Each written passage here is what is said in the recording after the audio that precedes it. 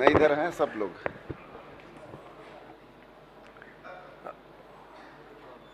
वो आपके पास ही खड़े थे।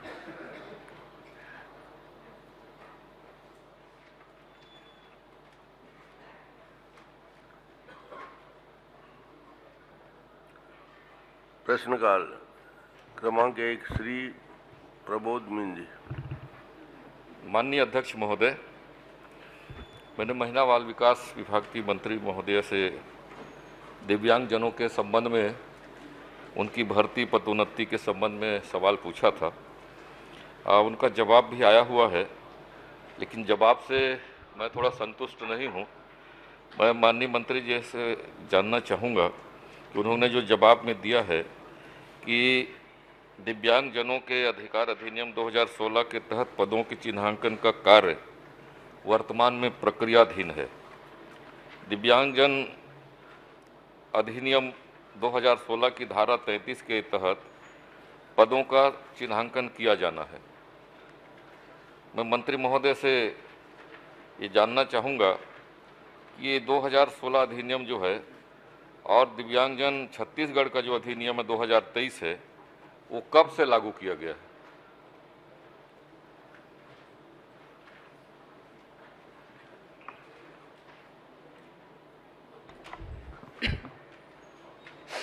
माननीय अध्यक्ष महोदय जी,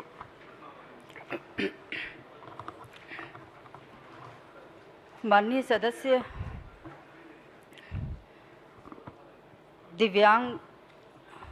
दिव्यांगजन अधिकार अधिनियम 2016 में जब अधिनियम बना माननीय अध्यक्ष महोदय जी, क्योंकि प्रथम बार जब अधिनियम बना था 1995 माननीय अध्यक्ष महोदय जी, उस टाइम बनने के बाद 7 प्रकार के दिव्यांगजनों को चिन्हांकित किया गया था और उसमें प्रक्रिया इतना लंबा चला माननीय अध्यक्ष महोदय जी। वो कंप्लीट होके जब पदों का चिन्हांकन किया गया तो 25/9/2014 को पदों का चिन्हांकन किया गया।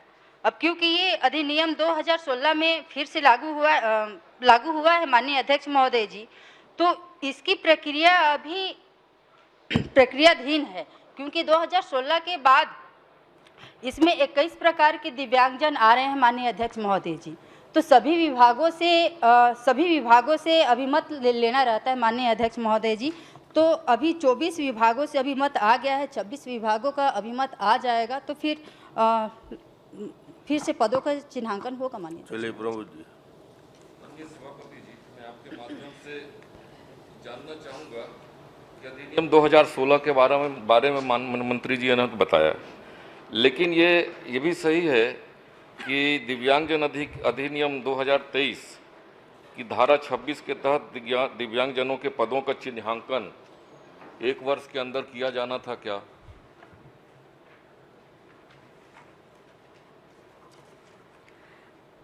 माननीय अध्यक्ष महोदय जी, जब अधिनियम बनता है तो उसकी प्रक्रिया होती है, और जब 1995 में इतनी लंबी प्रक्रिया चली, 2016 में इतनी लंबी प्रक्रिया चल रही है, तो अधिनियम 2023 में भी तो उसकी प्रक्रिया तो लंबी ही रहेगी माननीय अध्यक्ष महोदय जी। माननीय सभापति जी, माननीय मंत्री महोदया जी जवाब ठीक दे रही हैं, लेकिन 2016 से प्रक्रिया चालू हुई है, फिर 2023 में फिर से प्रक्रिया फिर लागू की गई।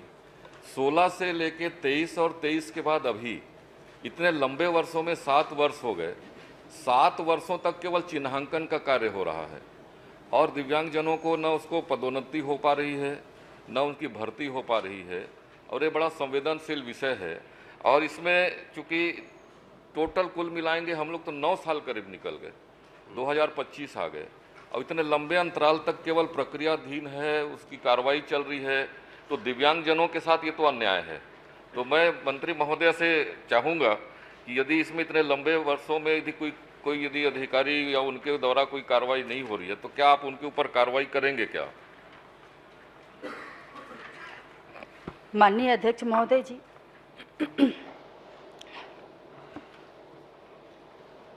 क्योंकि अभी भी 2016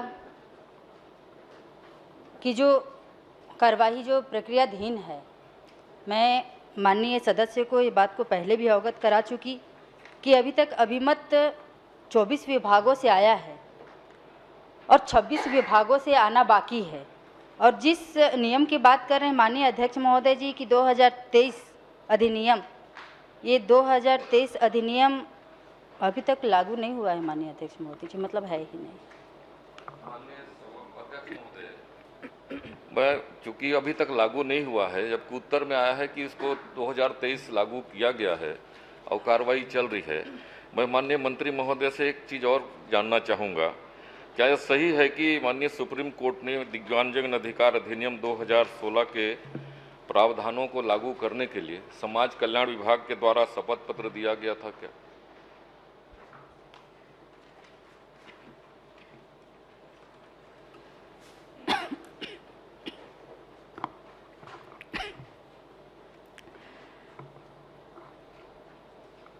माननीय अध्यक्ष महोदय जी, क्योंकि है ये संवेदनशील, क्योंकि दिव्यांगजन से जुड़ा हुआ चीज़ है माननीय अध्यक्ष महोदय जी, कहीं ना कहीं भर्ती में दिक्कतें हो रही होगी, लेकिन 2016 के एक्ट के अनुसार भर्तियां की जा रही है माननीय अध्यक्ष महोदय जी। रही बात शपथ की, तो माननीय अध्यक्ष महोदय जी इसमें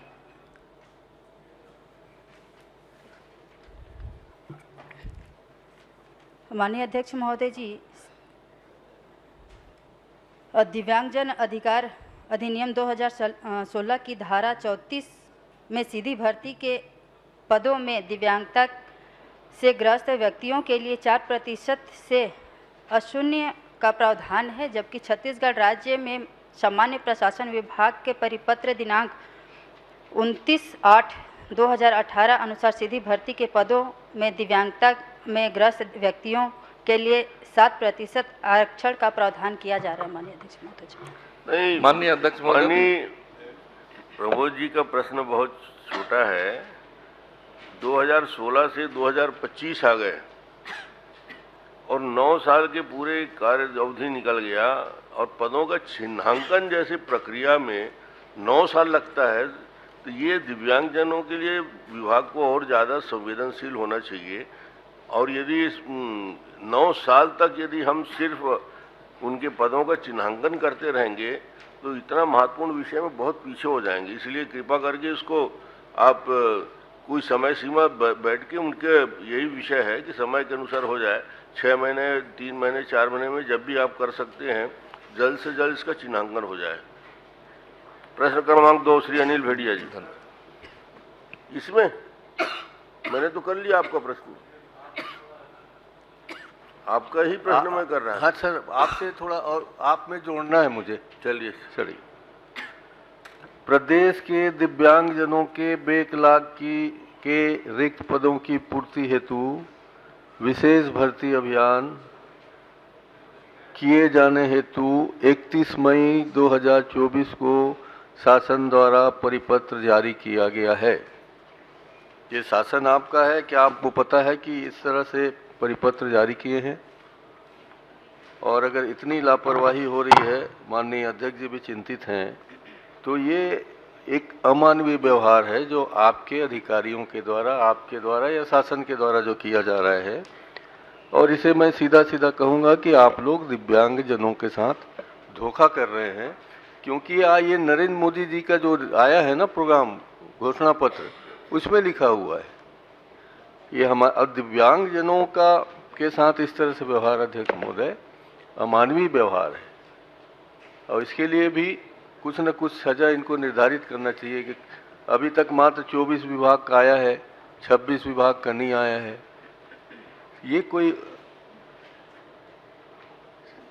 पचने वाली बात नहीं है, समझ ही में नहीं आ रही कौन सी बात है कि दिव्यांगजनों के साथ ऐसा व्यवहार कर रहे हैं। अध्यक्ष महोदय, इसमें समय सीमा निर्धारित करवा दें ताकि इस पे न्याय मिल सके उनको। क्योंकि विभिन्न विभाग इसमें जुड़े हुए हैं और सभी विभाग से उनके पदों का चिन्हांकन किया जाना आवश्यक है।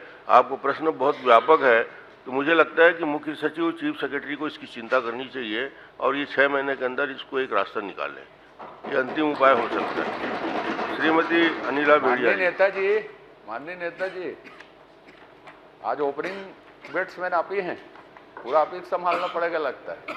बिल्कुल नहीं जनाब, आपकी कृपा हो तो हम ही आज बैट्समैन बन जाते हैं। आज शुरुआत से ही बल्लेबाजी आप ही कर रहे हैं, दूसरे के साथ। श्री अटल श्रीवास्तव, क्रमांक 3। माननीय अध्यक्ष महोदय, मैं माननीय मंत्री जी से जानना चाहता हूं कि महिला बाल विकास मंत्रालय महतारी वंदन योजना का लाभ किन किन को मिल रहा है, और जिनको पहले से उन योजनाओं का लाभ मिलता था, जैसे इंदिरा गांधी राष्ट्रीय वृद्धावस्था पेंशन, राष्ट्रीय विधवा पेंशन, निःशक्त पेंशन, सामाजिक सुरक्षा पेंशन 500 रुपये, सुगर सहारा पेंशन 500 रुपये, मुख्यमंत्री पेंशन योजना का 500 रुपये। तो जो आपने महतारी वंदन योजना का 1000 रुपये दिया था, क्या इन लोगों से काट के पैसा दिया जाता है या उनको पूरा 1000 रुपये दिया जाता है? माननीय अध्यक्ष महोदय जी, इस बात को पिछले बार ही क्वेश्चन उठाया गया था आप सदस्यों के माध्यम से ही, तो मैं इस बात को रखी थी कि इसमें अंतर की राशि जिसमें महिलाओं को इस तरह की पेंशन, जो राष्ट्रीय वृद्धा पेंशन, विधवा पेंशन या निःशक्त जन जो भी हैं, इसमें उनके अंतर की राशि माननीय अध्यक्ष महोदय दी जा रही है। वृद्धा पेंशन पहले 2007 में लागू हुई थी, तब 350 रुपये मिलते थे, जिसमें 200 रुपये शेयर केंद्र सरकार का और 150 रुपये राज्य सरकार का था।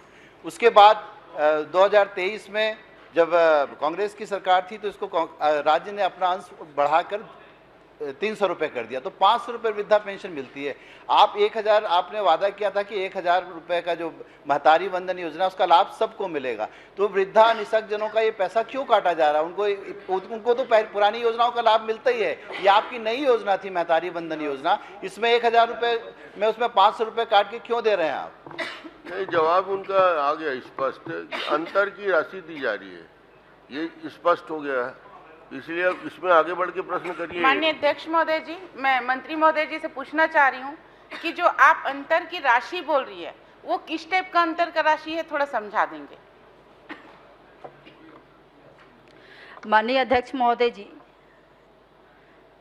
हमने इसमें जिन महिलाओं को चिन्हांकित किया है, उसमें कुछ पेंशनधारी महिलाएं भी आ रही हैं, तो हमने कहा था कि हम 1000 रुपये देंगे, लेकिन कुछ पेंशन वाली भी महिलाएं हैं, दोनों मिला के 1000 रुपये। अंतर की राशि बता दिया साफ साफ। माननीय अध्यक्ष महोदय जी, आपने कहा अंतर की राशि, इसमें घोषणा पत्र में था नहीं, उसको तो हम 1000 ही मांगेंगे कि महतारी जो बुजुर्ग महिलाएं उनको 1000 मिलना चाहिए। माननीय अध्यक्ष महोदय जी, विषय पर एक बार और भी मेरा एक और प्रश्न है अध्यक्ष महोदय जी, फिर उसी विषय पर पूरा चर्चा करना सदन का माननीय अध्यक्ष महोदय जी, इसी में है महोदय जी, जिनको ये योजना का लाभ नहीं मिल रहा है, जिन महिलाओं को योजना का लाभ नहीं मिल रहा है, उनका पोर्टल खोलने के लिए आपकी क्या कार्य योजना है?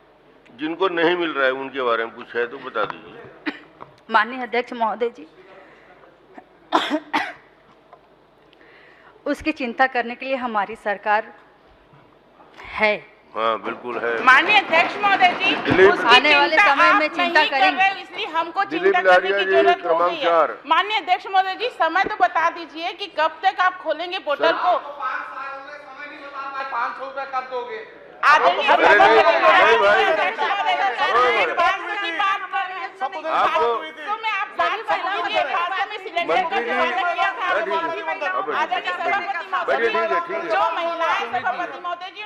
नहीं मिल रहा है, वो बार बार हमारे मंत्री जी सक्षम है, उनको जवाब देने दीजिए, समय निर्धारण कर दीजिए।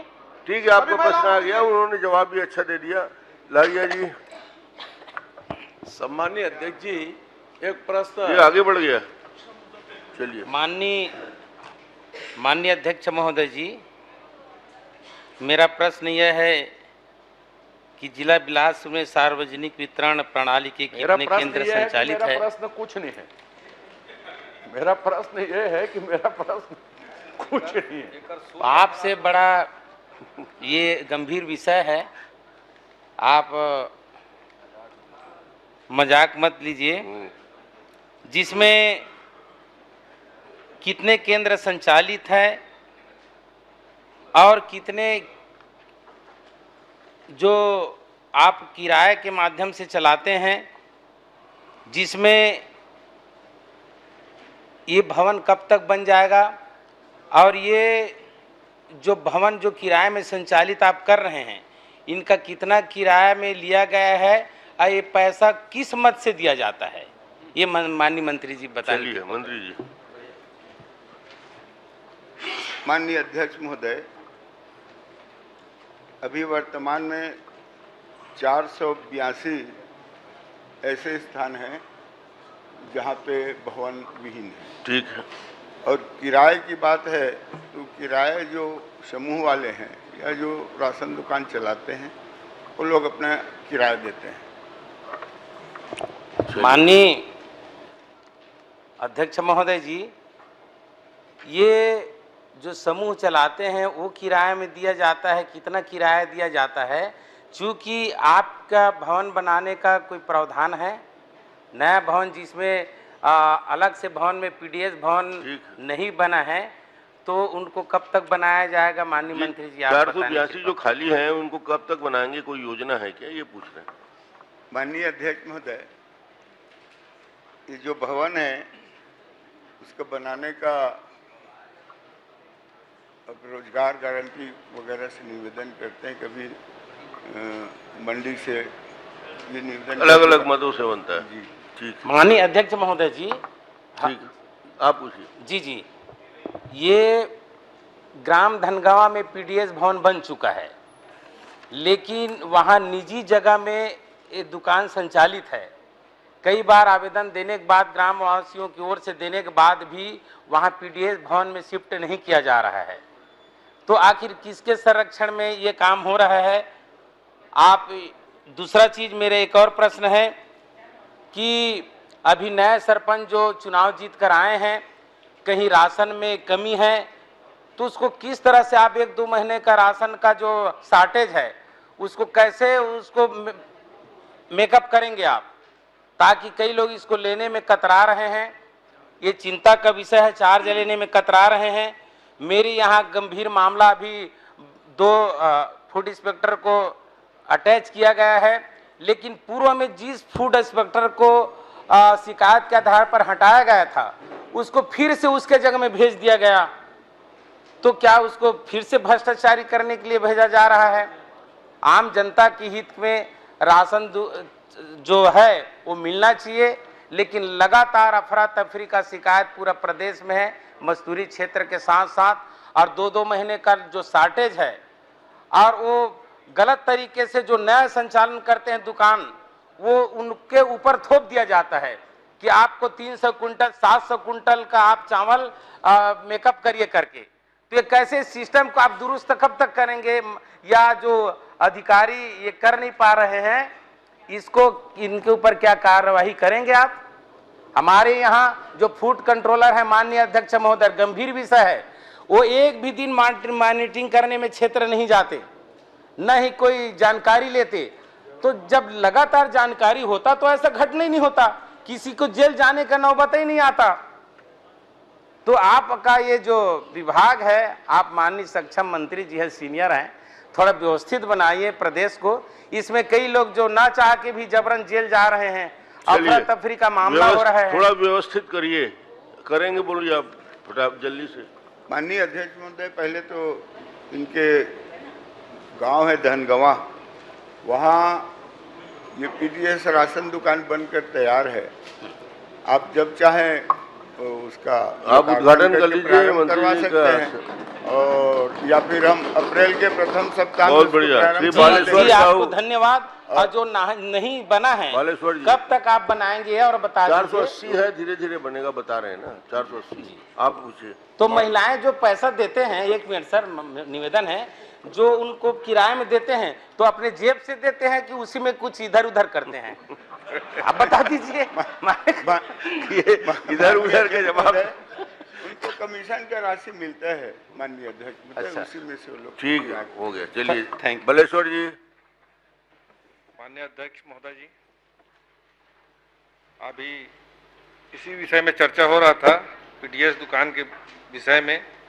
मेरे क्षेत्र जयजयपुर विधानसभा में भी ऐसी मामला है, जो शासकीय उचित मूल्य दुकान संचालकों को पीडीएस अंत्योदय निराश्रित एवं प्राथमिकता कार्ड और बरदाना में किस किस दर से किस किस आधार पर कमीशन एवं अन्य राशि का भुगतान किया गया है। माननीय मंत्री महोदय जी, आज तक लगभग 1.5 वर्ष से पीडीएस संचालित दुकान वाले को कमीशन नहीं मिला है। और जैसे सदस्य महोदय जी ने अभी बताया कि क्या भुगतान कमीशन के राशि से करना है कि जेम से करना है, इसका जानकारी मुझे भी चाहिए, थोड़ा विस्तार से बताइए। और क्यों अभी तक कमीशन क्यों नहीं मिला है, ये भी जानना चाहता हूँ। माननीय अध्यक्ष महोदय, कुल 348 राशन दुकान में से माननीय अध्यक्ष महोदय 289 दुकान का भुगतान कर लिए गए, माने 2023 का पूर्ण भुगतान कर लिए गए माननीय अध्यक्ष महोदय, और 59 दुकान इनका भुगतान शेष है। और माननीय विधायक जी जो पूछ रहे हैं उसके यहाँ का 14 राशन दुकान है, ये 14 राशन दुकान में शॉर्टेज मिला है माननीय अध्यक्ष महोदय, इसीलिए वहाँ का भुगतान नहीं।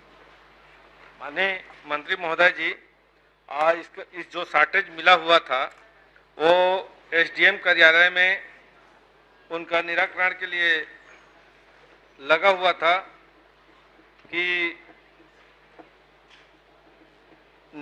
सक्षम न्यायालय एसडीएम कार्यालय द्वारा दुकान संचालक के पक्ष में आदेश पारित हुआ था और ये प्रकरण को नस्तीबद्ध भी कर दिया गया है। लेकिन मैं विधानसभा में जब क्वेश्चन लगाया, प्रश्न लगाया, मेरे पास आया और मेरे आने से पहले फूड इंस्पेक्टर, एसडीएम, तहसीलदार, खाद्य अधिकारी, कलेक्टर, लगभग 6 महीना से मैं लगातार इन लोग को फ़ोन भी किया कि इनका जांच करके इनका कमीशन का भुगतान दिलवा दीजिए, लेकिन आज तक नहीं हुआ। जब मैं प्रश्न लगाया तो 17/3/2025 को फिर से प्रकरण दर्ज कर लिया और पुराना प्रकरण को अनदेखा कर दिया गया है। तो क्या पुराना एसडीएम जब नस्तीबद्ध जांच करके नस्तीबद्ध हो गया है, उसके बावजूद भी आपको विश्वास नहीं है कि और उसमें क्या उसको भुगतान नहीं मिल पाएगा? अब कैसे वो संचालित करेगा? आज आपने क्या लंबा प्रश्न दिवस घोषित किया क्या? चलिए, फूड का है ना, उसको संतुष्ट करिए, इनको संतुष्ट कर दीजिए। चलिए, 1.5 साल से भुगतान नहीं मिल पाया है और 14 दुकान नहीं, 59 दुकान बता दीजिए कब दे देंगे। माननीय अध्यक्ष महोदय, सर भी थोड़ा माननीय मंत्री जी, जितना लंबा प्रश्न हुआ है ना, उत्तर भी उतना ही लंबा देना। आप पढ़ दूंगा। माननीय अध्यक्ष महोदय, आप बहुत छोटे संक्षिप्त में बताइए जी। ये 14 दुकान है माननीय अध्यक्ष महोदय। इसका जो विधायक जी बता रहे हैं वो एसडीएम कोर्ट में, तो पुनः अवलोकन में कलेक्टर महोदय ने फिर एसडीएम को भेजा माननीय अध्यक्ष महोदय, ये 14 दुकान को, और उसका जैसे ही निराकरण उसी हिसाब से भुगतान। माननीय मंत्री महोदय जी, माननीय मंत्री महोदय जी, ठीक है मंत्री महोदय जी, एसडीएम में नस्तीबद्ध हो चुका है ये प्रकरण। उसके बाद लगभग मैं 6 महीना से इसमें प्रयास किया हूं कि उसको भुगतान मिल जाए। उसके बावजूद मैं प्रश्न लगाया तो 17/3 को उनको नोटिस दिया गया, प्रकरण दर्ज किया गया है। अब मान लो 1.5 साल वो फिर कमीशन नहीं पाएगा, तो फिर दुकान और पीडीएस वितरण माने कैसे चावल बांटेगा?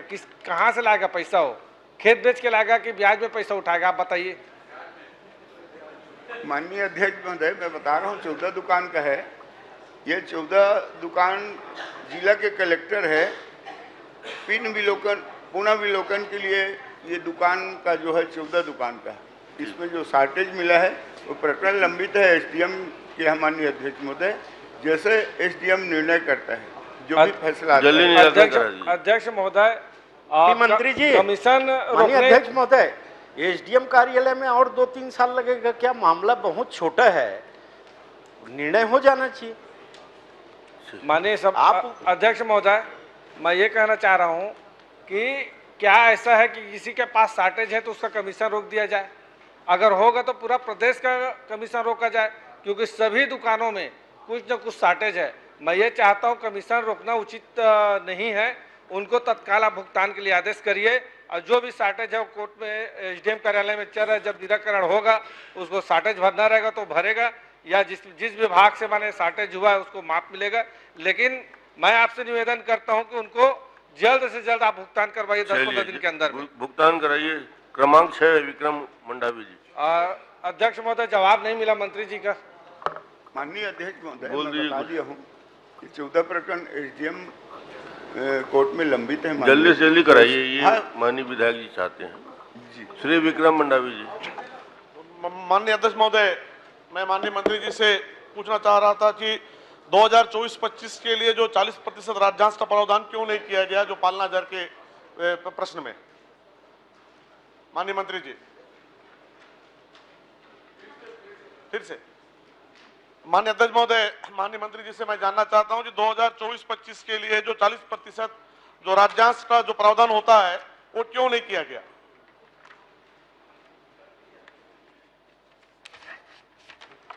माननीय अध्यक्ष महोदय जी, 2024-25 का जो केंद्रांश और राज्यांश का भुगतान होना था वो वित्त से परमिशन उस टाइम नहीं मिल पाया था माननीय अध्यक्ष महोदय जी, और अभी वित्त से परमिशन मिल गया है और वित्त से परमिशन मिलने के बाद पैसा रिलीज कर दिया गया है माननीय अध्यक्ष महोदय जी। माननीय मंत्री जी ने प्रश्न में जो उत्तर में जो बताया है कि 15 फरवरी 2025 तक भी कोई राशि व्यय नहीं हुई है और दोनों राशि शेष है, तो मैं माननीय मंत्री जी से पूछना चाहता हूं, जब आप राशि शून्य है तो 175 जो पालना दर आप संचालित कर रहे हैं वो उल्टा व्यय किस मत से हो रहा है? जब राशि शून्य है तो 175 जो पालना दर आप संचालित कर रहे हैं उल्टा व्यय किस मत से किया जा रहा है? माननीय अध्यक्ष महोदय जी, इसके लिए राशि आई हुई है और इसमें जो दर्शाया गया है माननीय अध्यक्ष महोदय जी 4,82,51,250 25 फरवरी के बाद माननीय अध्यक्ष महोदय जी, मैं उसी बात को बताई माननीय अध्यक्ष महोदय जी की अभी फिलहाल में ही वित्त से परमिशन मिला और रिलीज कर दिया गया है माननीय अध्यक्ष महोदय जी। माननीय मंत्री जी, आपने खुद बताया उत्तर में आया है कि राशि व्यय नहीं, मतलब खर्चा नहीं हुआ है और उसके बावजूद भी फिर आप जैसे 175,000 का संचालन हो रहा है ये बता रहे हैं प्रश्न में भी, मेरे प्रश्न में उत्तर में भी, और उसके बाद ये बता रहे हैं कि खर्चा भी नहीं हुआ है, तो जो संचालित हो रहा है तो किस मत से हो रहा है वो तो स्पष्ट दर्शाया नहीं आप इसमें।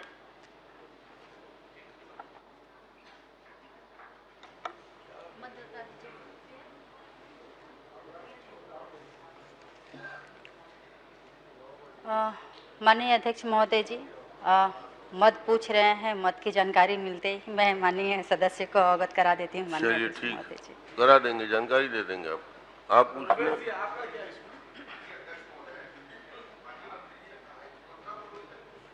नहीं है इसमें, आपने उत्तर में ये दिया है, आपके लिखित उत्तर में ये आया है कि 15 फरवरी तक किसी तरह का कोई व्यय हुआ ही नहीं है, तो क्या ये योजना संचालित नहीं थी पूरे साल भर?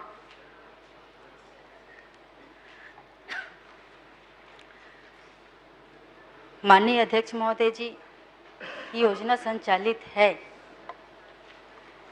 पालना योजना केंद्र सरकार की योजना है माननीय अध्यक्ष महोदय जी, और योजना संचालित हो रहा है माननीय अध्यक्ष महोदय जी। माननीय अध्यक्ष महोदय, मैं आपसे निवेदन करूंगा, एक बार उत्तर देख लीजिए आप। इन्होंने स्पष्ट कहा है 15 फरवरी 2025 तक कोई राशि व्यय नहीं की गई है। 15 फरवरी मतलब ये मार्च का अंतिम महीना है अध्यक्ष महोदय, तो अगर साल भर राशि व्यय नहीं हुआ है तो संचालित तो हुआ ही नहीं है। माननीय अध्यक्ष महोदय जी, इसमें क्या है, पैसा रिलीज होने के बाद भुगतान में भुगतान की प्रक्रिया अभी चल ही रही है और जैसे ही वो कंप्लीट हो जाती है तो पहुंच जाएगी माननीय। तो ये आपने जो उत्तर दिया है 15 फरवरी 2025 तक किसी भी तरह का कोई व्यय नहीं हुआ है, ये गलत है। आप बता दीजिए, स्पष्ट कर दीजिए इसको। जब व्यय नहीं हुआ है तो फिर खर्चा ही नहीं हुआ तो चल कैसे रहे पूरे राज्य भर?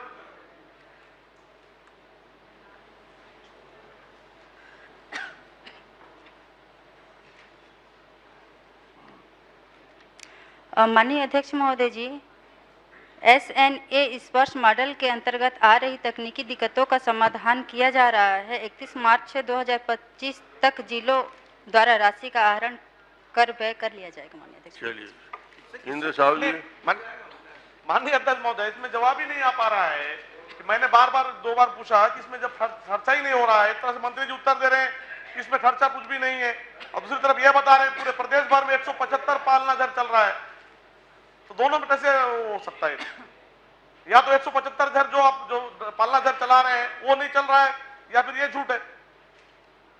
माननीय अध्यक्ष महोदय, आपसे निवेदन है, आप क्लियर करवा दीजिए या आप बता दीजिए, क्योंकि हमको समझ में नहीं आ रहा है कि अगर राशि व्यय नहीं हुई है तो फिर ये संचालन चल ही नहीं रहा है। तरफ ये बताया जा रहा राशि अध्यक्ष जी से मैं पूछ रहा हूँ ना सीधा। माननीय अध्यक्ष महोदय, हाँ बता रहे, बताइए। माननीय अध्यक्ष महोदय जी, पालना केंद्र संचालन मतलब पालना केंद्र संचालन हो रहा है माननीय अध्यक्ष महोदय। जो व्यय की बात कर रहे हैं वो स्पष्ट रूप से मैं माननीय सदस्यों को बता दी माननीय अध्यक्ष महोदय जी कि SNA स्पर्श मॉडल के अंतर्गत आ रही तकनीकी दिक्कतों का समाधान किया जा रहा है। 31 मार्च 2025 तक जिलों द्वारा राशि का आहरण कर व्यय कर लिया जाएगा। चलिए,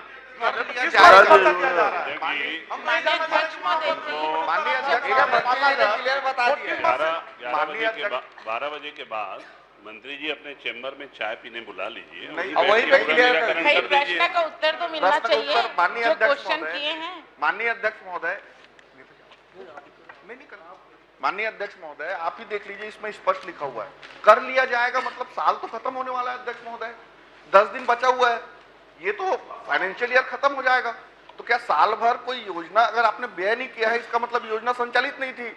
आप इसको मान ले या आप ये मान लें कि आपका ये उत्तर गलत है, आपने जो लिखित में उत्तर दिया ये गलत है। दोनों बातें कैसे सही हो सकती है? या तो आपने व्यय किया, ये जो योजना है इसको संचालित किया, या इस योजना को संचालित ही नहीं किया, व्यय ही नहीं किया। आप आहरण कर लेंगे, कब करेंगे? तो ईयर एंड हो गया। नहीं, उन्होंने जवाब में पूरा पढ़ोगे 24-25 में केंद्रांश का 60% के मान से इतनी राशि मदर सेक्शन के 40% का राज्य का अंश उपलब्ध है। इसके आप दूसरे जवाब में देखेंगे, उन्होंने कहा ये राशि उपलब्ध है, तो जो काम चल रहा है इस राशि से चल रहा होगा। मतलब जो नहीं कि ये भी बताएं। ये सेकंड को आप पढ़ेंगे तो आप माननीय समझ गया, आपकी बात समझ गया। दूसरे पैरा को पढ़ लेंगे, केंद्रांश जवाब संपूर्ण है, और उसके बाद भी आपको और स्पेसिफिक कोई जानकारी चाहिए तो मंत्री जी उपलब्ध। मैं तो आपसे नहीं, मंत्री जी उपलब्ध, मैं जवाब नहीं दूंगा। मुझे उत्तर मंत्री जी से समझ में नहीं आ रहा है, मैं इसी नहीं समझ में आ गया, आपको पूरा उत्तर दे देंगे। मेरा एक संशय है, आप उसको दूर करवा दीजिए। मेरा एक संशय है, इसने इन्होंने कहा है कि राशि व्यय नहीं की गई है, उसके बाद उन्होंने कहा है केंद्रांश उपलब्ध है। तो केंद्रांश की राशि खर्च की गई 60% और राज्य की कोई भी राशि खर्च नहीं की जाती इस योजना में, इसको स्पष्ट करवा दे मंत्री जी। चलिए, आप पूरी जानकारी इनको उपलब्ध करा देंगे। श्री इंद्र साहू जी, 7वां नंबर हो गया, उपलब्ध करा देंगे आप। माननीय अध्यक्ष महोदय, कभी तो उत्तर आता नहीं है विधानसभा में। आप सभी को पूछ लीजिए, उपलब्ध कराते हैं। पूरा उत्तर तो आपको मिल चुका है, उपलब्ध कराएंगे, पूरा उत्तर मिल चुका है आप। चलिए, 7वां नंबर। माननीय नेताजी, माननीय अध्यक्ष महोदय, समाज कल्याण विभाग से नहीं आगे बढ़ गए। अब चलिए 7वां नंबर में आ गए। माननीय अध्यक्ष महोदय, समाज कल्याण विभाग से माननीय मंत्री जी से मेरा बहुत छोटा 2-3 प्रश्न है कि बलौदा बाजार भाटापारा जिले में कितने पेंशन की योजनाएं लागू है, साथ में वहाँ की भुगतान की स्थिति के बारे में मेरे द्वारा जानकारी चाही गई है। माननीय मंत्री जी।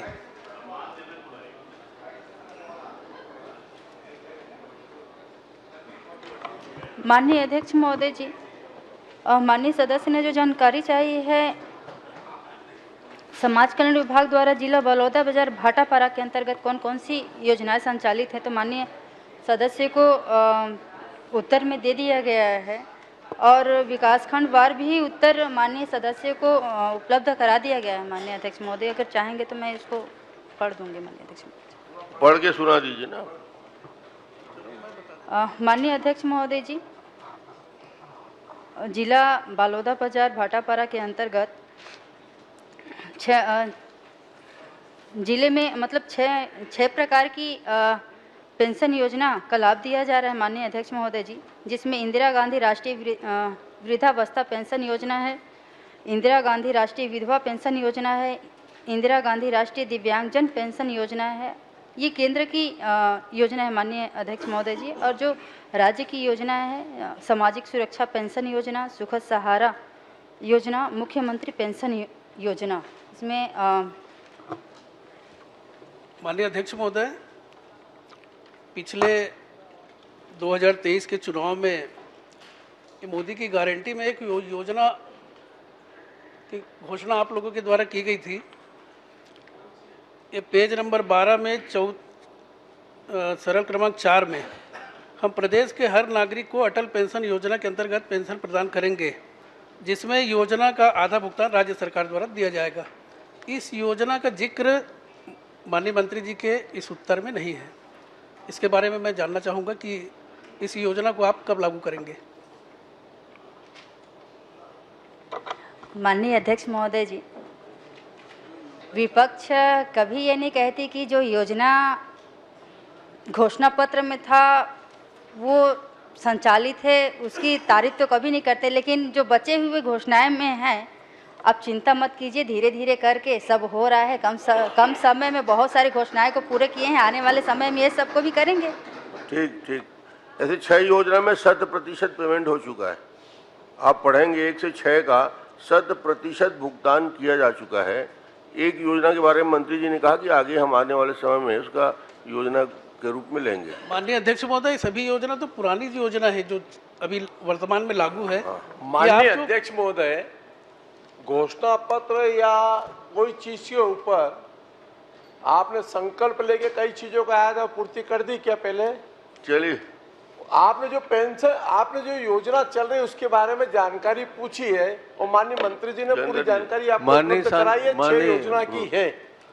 माननीय मुनत जी, आपको जब हर बात में ये सोचती है आपके 5 साल, आपके 5 साल, तो हम लोग जब कहते हैं आपके double engine, triple engine, 4 engine, तो उसमें आपको क्यों तकलीफ हो रही है?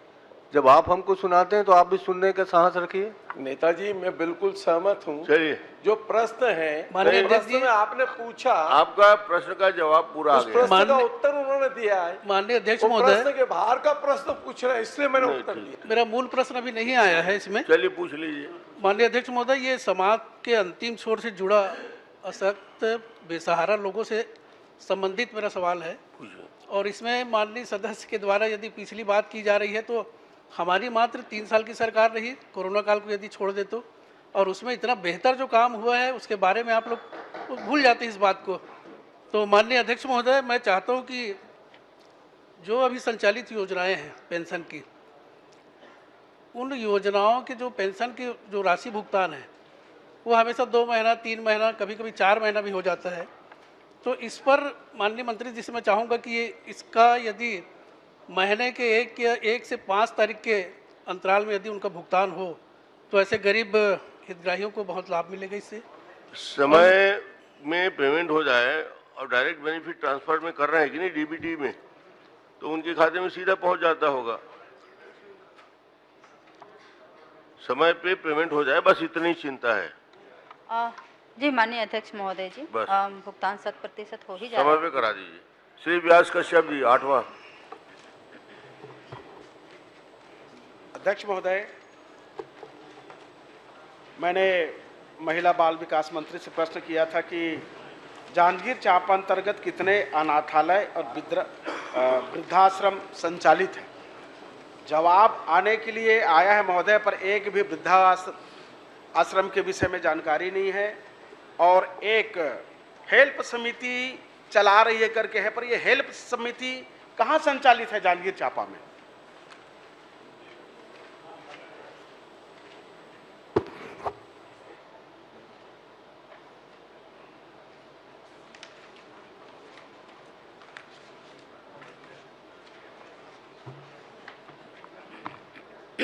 माननीय अध्यक्ष महोदय जी, ये हेल्प समिति ये विकास खंड नवागढ़ में संचालित है माननीय अध्यक्ष महोदय जी।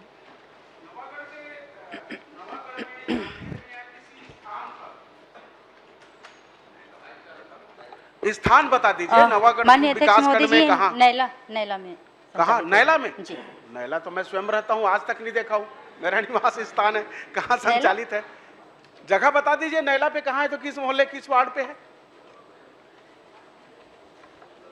माननीय अध्यक्ष महोदय जी, जगह का नाम ही है, एक बार आप अगर नहीं होगा तो मैं उपलब्ध करा दूंगी। नहीं, देखिए गंभीर विषय है, जब ये प्रश्न आया है निश्चित रूप से स्थान नहीं है, आप नैला बता रहे हैं, नैला मैं स्वयं रहता हूँ, 59 वर्ष हो गए, वही पैदाइश से वही रहा हूँ और आज भी वही निवास करता हूँ, तो जगह तो कम से कम बता देते ना। नहीं, नैला में जगह तो बताते ना भाई, मैं देख कहाँ पे हेल्प समिति ये चला रही है, मैं ये पूछ रहा था खाली। नहीं, चलिए बता दीजिएगा नैला में, और पूछ लूंगा मैं आपके द्वारा ये जो जानकारी आई है।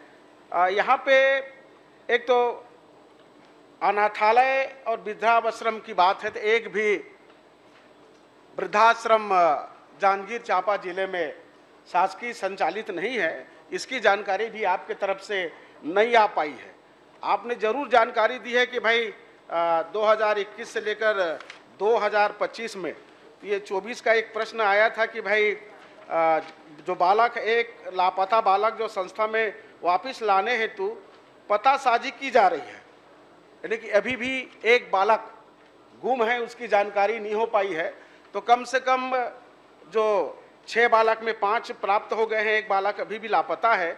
इस लापता बालक के लिए भी अतिशीघ्र संस्था खोजे और खोज कर उनको उनके गृह, उनके घर में वापस पहुंचाए, या कि आप जो संस्था चला रहे हैं जिसकी खोजबीन में अब नैला में है तो मैं स्वयं करूंगा, सही किस संस्था के द्वारा संचालित है। महोदय, माननीय अध्यक्ष महोदय, एक विषय गंभीर विषय है, सरकार निश्चित रूप से इस विषय पर चिंतित है कि वृद्धा आश्रम और अनाथालय किसी कारण से बच्चे चले जाते हैं, अनाथालय में रहते हैं।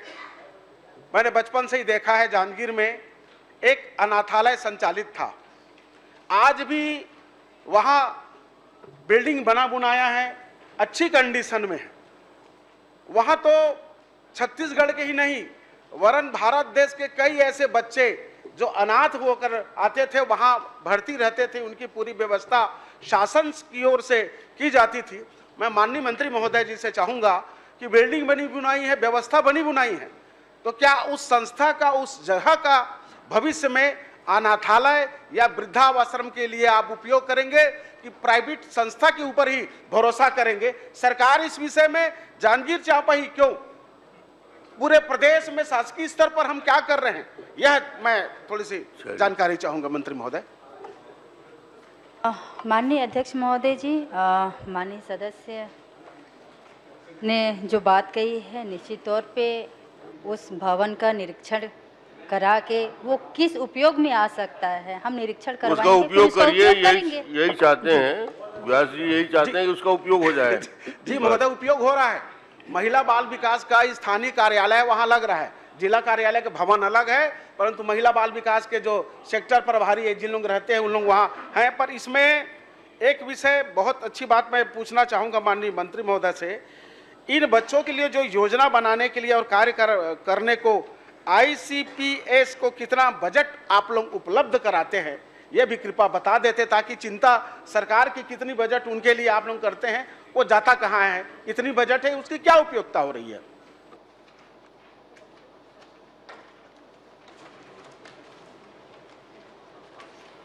बजट के बारे में डिटेल जानकारी उपलब्ध करा देंगे श्री देवेंद्र यादव जी। धन्यवाद। मैं आपने कह दिया तो उनकी तरफ से उत्तर मैं मान लेता हूं, इनकी जानकारी उपलब्ध करा देंगे। धन्यवाद। श्रीमती भावना वोरा जी। धन्यवाद अध्यक्ष महोदय जी। अध्यक्ष महोदय जी, मेरा सवाल प्रधानमंत्री गरीब कल्याण अन्न योजना के संबंध में है। मैं इसमें इतना जानना चाहती हूँ अध्यक्ष महोदय जी कि प्रदेश में कितने पात्र हितग्राही हैं जिन्हें PM गरीब कल्याण अन्न योजना का लाभ नहीं मिल पा रहा है। जो पात्र हितग्राही हैं उनमें से कितने को ये लाभ नहीं मिल पा रहा है?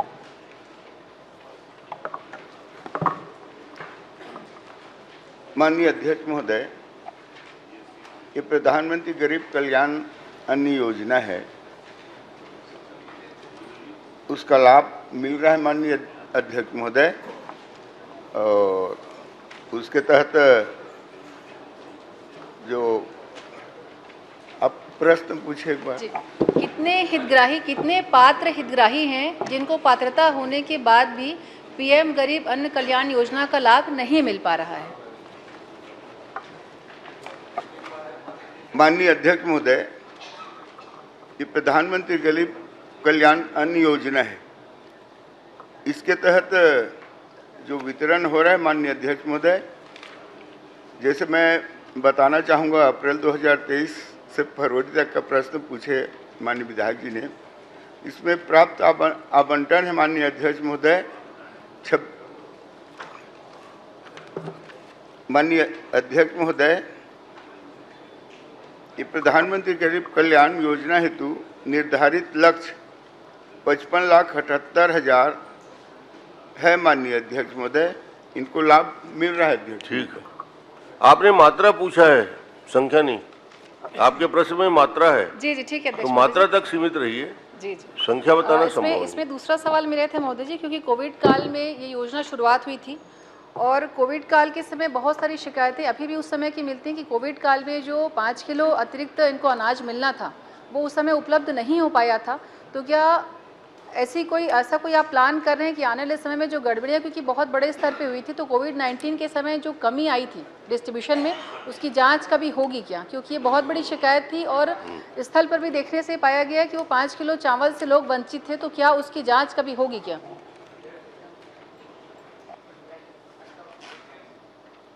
माननीय अध्यक्ष महोदय, ये प्रश्न ही है माननीय अध्यक्ष महोदय, देख लीजिए, इनका प्रश्न है माननीय अध्यक्ष महोदय, प्रधानमंत्री गरीब कल्याण अन्न योजना 36 निवास गरीब परिवारों के लिए प्रति माह कितना, ये प्रश्न अध्यक्ष महोदय जी मेरा पूरक प्रश्न है जो मैं पूछ रही हूँ। पूरक में ये पूछ रहे हैं 5 किलो जो अतिरिक्त मिलता था, क्या गड़बड़ी हुई है तो उसकी जांच करा लेंगे क्या, ये पूछ रही है? जी करा ले तो अच्छा है। शिकायत नहीं है माननीय अध्यक्ष में, जो भी है बता दें। शिकायत आई है महोदय जी, इसलिए पूछी थी मैं। 2019 कोविड के टाइम का ये केस है। जांच उसको बता दे, कोई करवाने में बहुत उदार है। जांच करवाने में दयाल दास जी से उदार मंत्री कोई नहीं, पूरी अवगत भर करा दे उनको, कोई पूरी पारदर्शिता से करते हैं। वही चलिए अजय, जवाब क्या है मैं नहीं समझ पाई, जांच होगी या नहीं होगी? देखिए माननीय अध्यक्ष महोदय, मैं बताया हूँ इसका लाभ 97% को मिल रहा है। मेरा सवाल महोदय जी, मेरा सवाल मैं एक बार रिपीट कर देती हूँ। कोविड-19 के समय जो पात्र हितग्राही थे जिनको 5 किलो चावल का लाभ नहीं मिल पाया, जो प्रधानमंत्री जी की योजना थी, तो उस चावल नहीं मिल पाया है, तो क्या अब उसकी जांच होगी क्या? कोविड-19 के समय की, मतलब 2019-20 की मैं बात कर रही हूँ। महोदय पुरानी बात पूछ रही हैं। ये प्रश्न नहीं है माननीय अध्यक्ष महोदय। उद्भूत नहीं होता, उद्भूत नहीं होता। चलिए राजेश जी। माननीय अध्यक्ष जी, राजेश जी पूछ लो। माननीय सदस्य भावना जी ने जो प्रश्न पूछा है कि गरीब परिवार के लिए जो अनाज मिला था केंद्र सरकार से, प्रति व्यक्ति 5 किलो आपको आवंटित किया गया था, आपको वितरण करना था। जो वंचित व्यक्ति रहे हैं, जिस परिवार में 1 व्यक्ति था, जिस परिवार में 2 व्यक्ति थे, जिस परिवार में 3 व्यक्ति थे, उन परिवार को केंद्र सरकार ने छत्तीसगढ़ सरकार को चावल आवंटित किया था। वो वंचित क्यों थे और कितने परिवार वंचित हैं, यह स्पष्ट कर दें।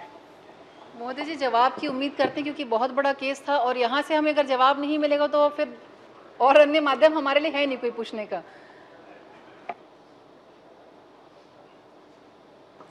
माननीय अध्यक्ष महोदय, क्या 2023 से फरवरी 25 तक का क्वेश्चन है ठीक है, और 2019-20 का है महोदय जी, 2019-20 कोविड काल के टाइम का है, कोरोना महामारी के समय का। असल में आपका प्रश्न का संदर्भ 23 से 25 का है और आप 19 में पहुंच गए, तो मंत्री जी 19 में पहुंचने में टाइम लगेगा। तो आपका प्रश्न पढ़िए ना, 23 से 25 का है, नहीं तो और आप पहुंच गए 19 में, तो 3-4 साल पुरानी घटना का इनको सूचना रहेगा, तभी जानकारी उपलब्ध करा देंगे मंत्री जी। अवगत करवा ले, माननीय अध्यक्ष जी, अवगत करवाने में जांच करवा देंगे क्या? ये प्रश्न ही चलिए, माननीय पर्याप्त जगह, माननीय अध्यक्ष जी, जवाब होता है उसका। मैं इतना ही पूछ रहा हूं कि अभी भी केंद्र सरकार से मिल रहा है क्या?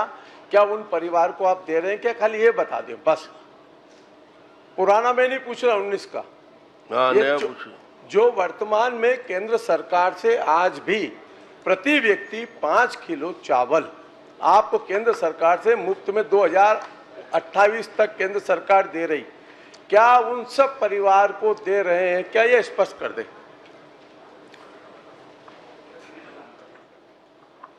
माननीय अध्यक्ष महोदय,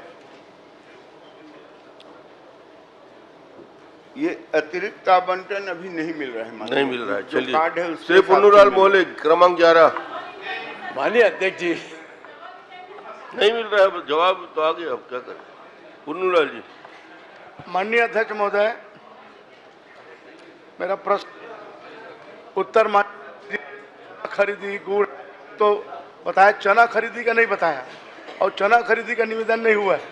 तो निविदा जब नहीं हुआ तो किसके माध्यम से तो 40 लाख मीट्रिक टन जो चना है कहाँ से खरीदा? या तो फिर मैं पूछ देता हूँ, नहीं है तो राज्य शासन द्वारा सार्वजनिक वितरण प्रणाली के तहत केंद्रीय कृषि मंत्रालय से माह 2024 में जो 40 टन रा मीना साफ किए चना का खरीदा गया था, ये बता दें बिना निवेदक।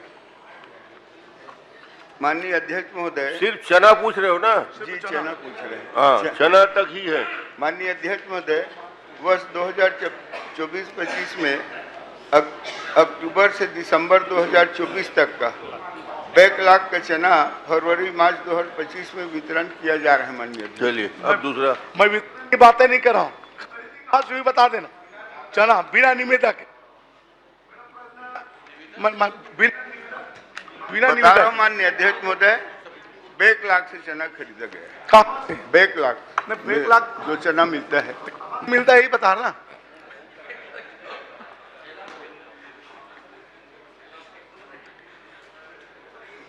माननीय मंत्री जी, ये खुद खाद्य मंत्री रहे हुए हैं, मालूम है।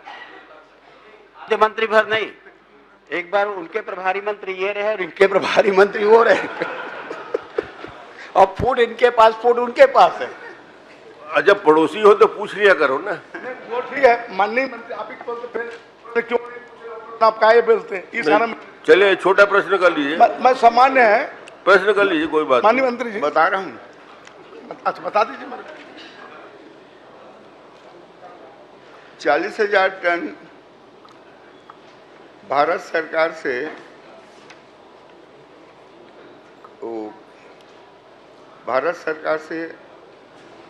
शेष निविदा से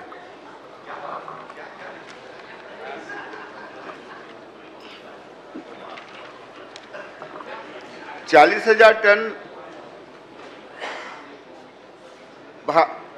40,000 टन भारत सरकार से नाफेड से और शेष निविदा से। चलिए, आगे प्रश्न करिए। नाफेड हो गया, क्लियर। आप चना खरीदा, मिलिंग पैकेजिंग की प्रक्रिया क्या? अब इतना बारीक में मत जाओ भाई। माननीय अध्यक्ष महोदय, दोनों एक ही समाज से मंत्री हैं। पहले ये बने थे कि ये बने फूड मिनिस्टर हैं। हाँ, मतलब मामला तो फूड में सब समझ में आता है सर, चना चावल सबका। तो हिसाब किताब कैसे होता है, या तो उनको समझाया नहीं होगा, या हिसाब किताब कैसे होंगे ये उनको नहीं समझाए हैं। और आपके मुख्यमंत्री जी ने कल ही कहा, एक दे देना, आपके मुख्यमंत्री जी ने कल ही कहा है, और उसके पहले वित्त मंत्री जी ने कहा है कि हम पिछले साल ज्ञान के मार्ग पे चले थे, इस बार गति के मार्ग में आए गए। तो ये गति दिखा रहे हैं किस गति से सरकार चल रही है इनकी। चलिए, क्या पूछा पूछ लीजिए। महोदय, रॉ मटेरियल खरीदा, ये मैं जानना चाहता हूं। अगर रॉ मटेरियल खरीदे हैं तो प्रोसेसिंग और पैकेजिंग उन्हें कैसे की या कितना का किया, ये बता दें। सामान्य प्रश्न, मेरा कोई प्रश्न का मेरा आरोप नहीं।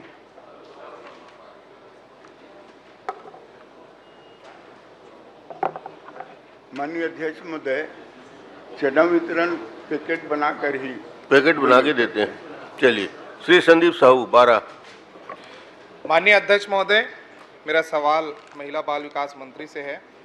बलौदा बाजार भाटापारा रायपुर के अंतर्गत मुख्यमंत्री कन्या विवाह योजना के अंतर्गत किन किन तिथियों में कहां पर कितने जोड़ों का विवाह संपन्न हुआ, विवाहित जोड़ों का शासन द्वारा क्या क्या उपहार सामग्री का वितरण किया गया, जिलेवार वर्षवार बतावें। क्या उक्त उपहार सामग्री खरीदी निविदा के माध्यम से की गई? यदि हाँ, तो चयनित निविदाकारों का नाम, पता, संस्थान, जानकारी वर्षवार जिलेवार मैंने मांगा था। मेरा माननीय मंत्री जी से सीधा एक सवाल है कि जो निविदा से आप सामान खरीदे हैं और बिना निविदा से, तो मेरा मंत्री जी से सवाल है कि आधा जो सामान है विवाह का वो आप निविदा से लेते हैं और आधा सामान बगैर निविदा से लेते हैं, जिसका क्वालिटी बहुत ख़राब रहता है, स्तरहीन रहता है, जिसकी शिकायतें भी हुई है, उस पर आपने क्या कार्रवाई की?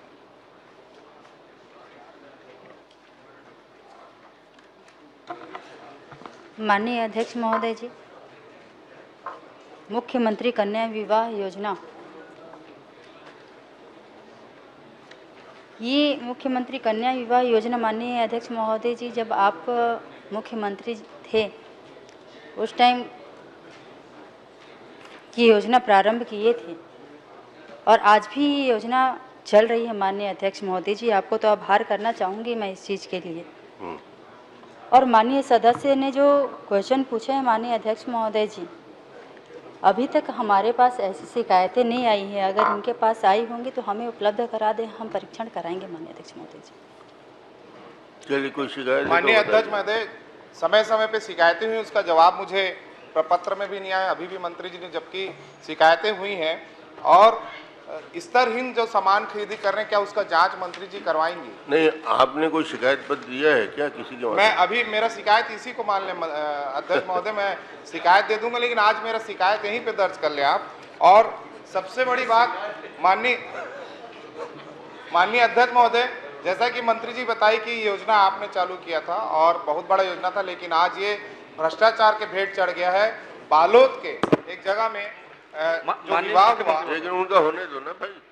एक जवाब आया कुंवर सिंह निषाद जी, उसी में एक सवाल है कि बालोद में 16 जोड़ों का विवाह हुआ। उस 16 जोड़ों के विवाह में जो खर्च हुआ वो 33 लाख रुपए, जबकि प्रति जोड़े का जो खर्चा है वो 50,000 रुपए, 8 लाख खर्च होना था, लेकिन 33 लाख रुपए का जवाब इनका आया। तो ऐसा कौन सा जोड़े का शादी, बाहर से पंडित आए थे, बाहर से सामान आया था, कहीं से कोई ऐसी स्पेशल शादी जो 33 लाख रुपए खर्च हुए हैं 16 जोड़ों के? माननीय सभापति महोदय, माननीय अध्यक्ष महोदय, लेकिन इनका पहले हो जाए ना। वही प्रश्न है, बालोद जिले का एक प्रश्न है। मैं आपके माध्यम से जानना चाह रहा हूँ माननीय अध्यक्ष महोदय कि बालोद में जब 16 जोड़े की ब्याह होती 33,50,000 रुपये खर्चा होते हैं, गुरूर में 36 की होती है एग्जैक्ट 18 लाख खर्चा होते हैं, गुंडरदी में 66 होता है 24 लाख खर्चा होते हैं। ऐसे करके इन राशि में अंतर आया माननीय सभापति महोदय, और टोटल 53 लाख रुपया का घालमेल हुआ है माननीय सभापति महोदय। 53 लाख रुपया माने फिगर आप अलग दे रहे हैं, खर्चा आप अलग बता रहे हैं, वास्तविक खर्चा से कहीं ज्यादा खर्चा टोटल बता रहे माननीय सभापति महोदय। तो 53 लाख रुपए का अंतर आ रहा है माननीय सभापति महोदय। ठीक है ना।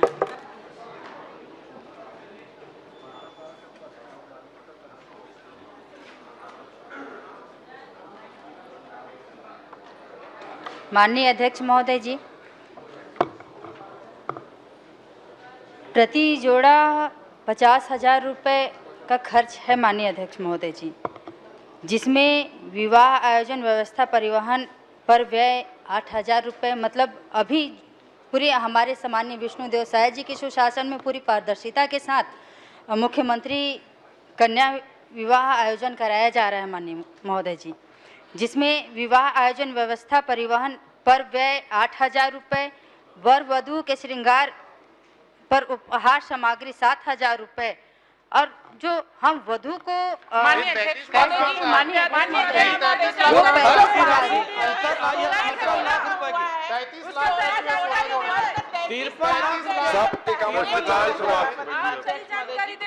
तिरपन